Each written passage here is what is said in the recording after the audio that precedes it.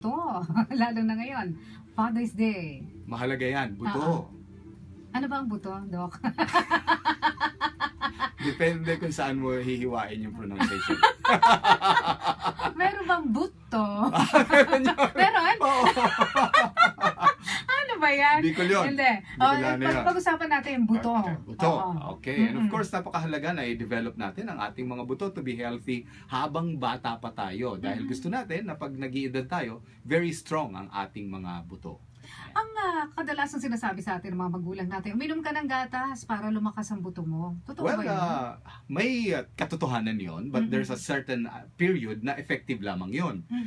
Yung panahon na pag teenager na tayo, ay pababa na yung kakayahan natin na i-digest at i-absorb ang calcium mula sa gatas. Siyempre, pag adults na tayo, mga 20 years old, hindi na natin masyado na-absorb ang gatas doon. We should already shift to mga vegetable sources ng ating calcium. At hindi kasi calcium lang ang mahalaga to develop the bone. Kailangan din meron ito pang kasamang ibang minerals tulad ng magnesium. At dapat may kasama rin itong silica or silicon na kasama rin doon sa mga halaman na mataas ang kanyang level. So, ibig sabihin, kahit adult ka na, kailangan pangalagaan pa rin ang buto mo. No, that's true. Alam mo, may may napanood ako sa National Geographic at ang topic is about they're talking about yung manna from heaven na mula doon sa sa disyerto na kinakain ng mga Israelita nung nag-exodus sila.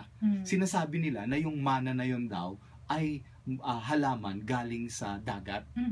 At itong halaman na ito ay chlorella. Oh. Dahil nakita nila na dahil nga disyerto ito, wala silang makakain na mataas ang iodine content at mga mineral content, nakahanap ng paraan na magkaroon sila noong mga halaman na yon coming from the sea. Siyempre, nag-parting of the Red Sea, di ba? And it is chlorella. So kinulture pala nito nung mga Israelita. At yung culture nito, ito yung kinakain nila while they walk through the desert for many years, di ba? So itong unang pagkakataon na nakain ng chlorella. Ang ganda nga ng pagkaka-research ko. Ito palang chlorella na to, napakasustansya talaga ng halaman. Siguro matalino rin hiniwa mo na nga naman yung dagat. Di paghiwa mo dun sa dagat, mga algae. Namulot sila sa gitna ng dagat ng mga algae. Tapos kinulture nila yon. Di nakatawid na sila, naglalakad na sila. Alam nila na yung mga algae na yon is very nutritious. At wala naman sila talaga makukuhang halaman sa disyerto. Siguro maliban sa mga dates, plums, mga ganun lang, no? So yung algae ang kanilang kinakain together with their bread. Okay, tama. Para lumakas yung kanilang resistensya. Dahil ilang taon daw silang naglakad sa disyerto para mapunta doon sa promised land. Di ba? Napakatagal. Oo. Yan. At eto, ngayon, dumating na sa atin yung promise ng mana. Oo. Sa pamamagitan nito Manna, M-A-N-N-A. Sa pamamagitan ng chlorella ng I Am Fit Dash. Ang galing Imagine po niyo, imported pa natin mula kay Moses yung ating chlorella. Nakarating dito sa Pilipinas at naglalaman po siya ng napakadaming sustansya at nutrisyon na hindi lamang bata, kundi pati mga matatanda can take benefit from this. Itong chlorella po, na nasa I Am Fit Dash, ito po yung brand po niya, I Am Fit Dash, D-A-S-H, ay gawa nga sa chlorella. Ano ang magagawa nito sa ating bone? Okay, dahil naglalaman ito ng mga matataas na uri ng nutrients mula sa halaman dagat at lamang kaysa sa mga halaman sa lupa.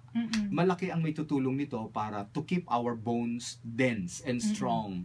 Naglalaman din ito ng glucosamine and of course chondroitin na malaking tulong naman sa mga cartilages din natin. So naglalaman din ito ng mga vitamina like vitamin B complex na makatutulong naman sa mga ugat din natin. Lahat ng ito ay magpapatibay ng ating skeletal system para at least hindi na tayo magkaroon ng karamdaman. Ilang tableta ang iinumin mo araw-araw para maprotektahan ang iyong bones? Pag nagre-reseta ako, laging 5. 5 tableta ng I Am Fit Dash. Sa umaga. At lagi kong naire-reseta yan. Kasi ang habol ko nga dyan is to give the maximum nutrition na kailangan ng tao. Maliliit lang ito na tableta. So, kayang-kaya itong inumin. Pero kung bata pa, like halimbawa, wala pang teenager yung tao, pwede naman kahit na 3 tableta lang in the morning. And I have seen good results from that. Yung mga binigyan ko mga bata, talagang medyo nagtatangkaran sila So, talagang na-develop na gusto ang kanilang mga bones. Oo, mga 3 buwan ko na rin naire-reseta ito sa mga pasyente ko. And when they come back to me every month, lalo na yung mga bata, nagre-report yung mga nanay na ang lakas ng kain ng bata, aktibo yung bata. Ayan, that's good. Sabi ko, at nakikita namin, talagang medyo tumataas in inches yung mga bata. Magandang balita yun kasi tayo namang mga tao, pwede naman hanggang age 21 18 to 21. We can still grow taller So may pag-asa naman kahit maliit pa. Talagang ang pagtaas naman daw humihinto lang at the age of 25. 23, 25, depende sa genes mo. May mga ibang tao na siniswerte hanggang 25, pwede pang lumaki. So bakit may pagkakait sa sarili mo ang pag-asa, di ba?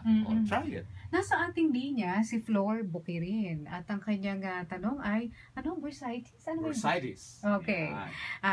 Flor, magandang umaga. Magandang umaga sa ganun din kay Dr. Jen. Happy Father's Day. Sa inyo rin po, Ma'am Flor. Sir Leo, Sarni, at ganun din kay Dr. Jen. Okay. Father's Day. Sige po. My question is, ano ang treatment and management sa may bursitis? Bago ko po sagutin yung treatment, dapat alam ng mga nakikinig sa atin, ano yung bursitis? Kasi ako hindi ko alam. Yung joints po kasi natin, may nakapalibot dyan na parang balat o parang covering. Kasi kailangan ng covering na yan dahil may fluid between joints na kung tawagin ay synovial fluid. Yung covering na yon, ang tawag po doon, bursa. B-U-R-S-A. May mga pagkakataon na yung balat o covering ang namamaga. Ayan, dahil po pwedeng naiipunan nito ng mga crystals o minsan may mga infeksyon na nakakapasok dito.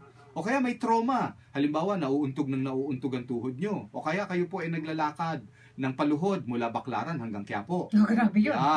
Talaga magkakaroon ka ng bursitis. Magkakabursitis ka talaga yan. Ayan. So, ang solusyon po dyan is to detoxify yung inyo pong buto. Ayan. Rather, yung inyong dugo. Ang chlorella, makakatulong din yan. Para lumakas ang inyong mga buto. Subukin po ninyong i-text ang ibibigay na cellphone number ni Miss Maru. Ano nga bang number yun, Miss Maru? Sige, ibibigay ko pag na-stop mamaya, Miss Flor, Huwag po ninyong ibaba yung telepono nyo. Kunin po ninyo yung number para ma-text po ninyo. Yung numero na binibigay ko,